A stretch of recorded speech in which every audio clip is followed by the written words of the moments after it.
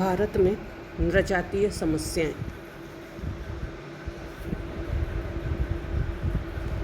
सामान्य अर्थों में धर्म या प्रजातीय भिन्नता को नृजातीयता समझ लिया जाता है। वास्तव में नृजातीयता एक भावना है जब धर्म, भाषा, जाति, रंग, संस्कृति, क्षेत्र आदि के आधार पर कोई समूह एकजुट होकर अपनी भावना प्रदर्शित करे तो उसे नृजातीयता कहते हैं। नृजातीय मनोवृत्ति राष्ट्रीय मनोवृत्ति या हित से पृथक होती है।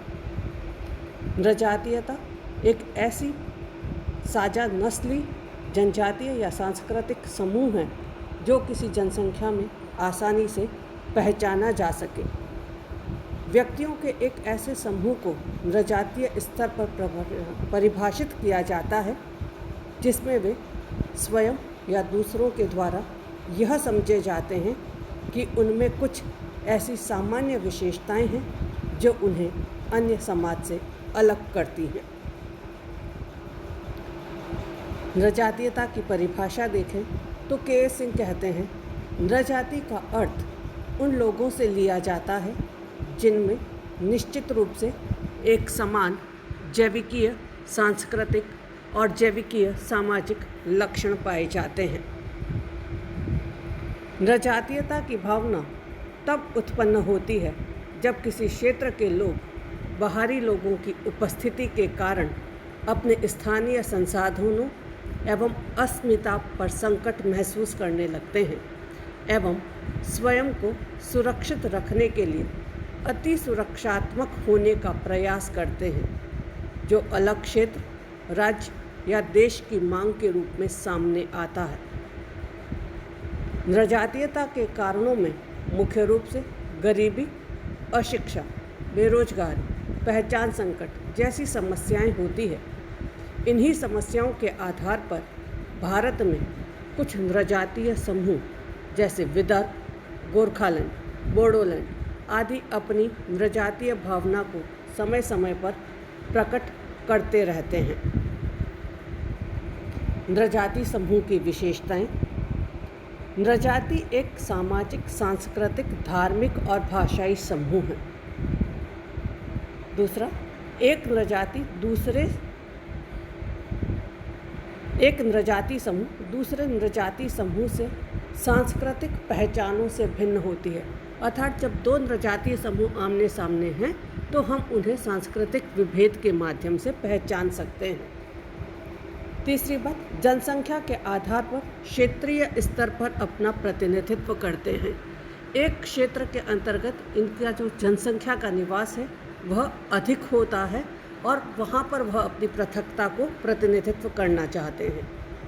नेक्स्ट, दो या दो से अधिक समूहों के बीच सत्ता की हिस्सेदारी और भेदभाव के कारण संघर्ष होता है। जब एक साथ कई सारे नृजातीय समूह रहते हैं तो वहाँ पर सत्ता को लेकर के और महत्व रहता है। नृजातीय समूह किसी भी प्रकार के असंतोष के कारण नृजातीय आंदोलन करने का सामर्थ्य रखते हैं। जब इनकी जनसंख्या अधिक होती है और उस जनसंख्या की समस्याओं को हल नहीं मिलता, असंतोष उनमें किसी कारण से उत्पन्न होता है, तो यह आंदोलन करने का सामर्थ्य रखते हैं। इनकी जो नेक्स्ट देखें, स्वार्थ से जुड़ी हुई राजनीति है। अर्थात भारतीय राजनीति के अंतर्गत इनका उद्भव हम देखें तो निहित स्वार्थों के कारण यहाँ पर इनका उद्भव हुआ है। नृजातीय समस्याएं। नृजातीयता से भारत में होने वाली समस्याओं को हम निम्न बिंदुओं पर देख सकते हैं। पहला, नृजातीयता के कारण एक राज्य के लोग दूसरे राज्यों को अपने क्षेत्र से बाहर करने का प्रयास करते हैं। उदाहरण के रूप में हम देखें, उत्तर पूर्वी राज्यों में एवं हाल ही में महाराष्ट्र एवं गुजरात में दूसरे प्रांत के लोगों के विरुद्ध की घटना में इसे देखा जा सकता है। महाराष्ट्र में जो पार्टी है राज ठाकरे की MNC, उसने कहा था कि मुंबई वासियों के लिए, मराठियों के लिए है। दूसरे जो प्रदेश के लोग आए हुए हैं या दूसरी जगह से जो लोग आए हुए हैं उन्हें वहाँ से जाना चाहिए।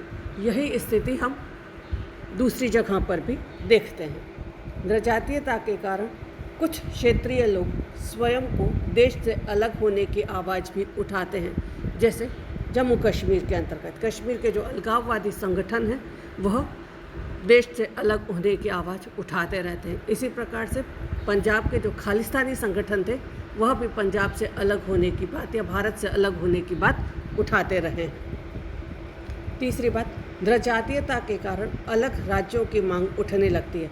हाल ही में आंध्र प्रदेश से अलग हुआ भारत का 29वां राज्य तेलंगाना इसका उदाहरण के रूप में देखा जा सकता है। धन्यवाद।